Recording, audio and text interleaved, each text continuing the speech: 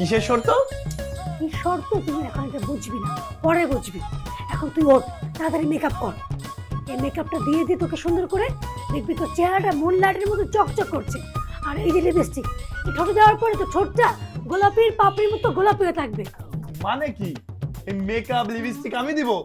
আবার তুই কি পাগল হয়ে গেছিস? আরে ভাই তুই চেতিস কেন? তুই মেকআপটা করে দেখ, তোর চেহারাটা পুরো চেঞ্জ হয়ে যাবে।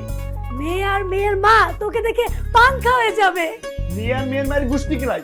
আমি কি মেয়ে মানুষ যে আমি মেকআপ দিব লিপস্টিক দিব? ভাই তুই কেন রাগ করতেছিস? আয় তোকে আমি সুন্দর করে মেকআপ দিয়ে সুন্দর করে সাজিয়ে দিই।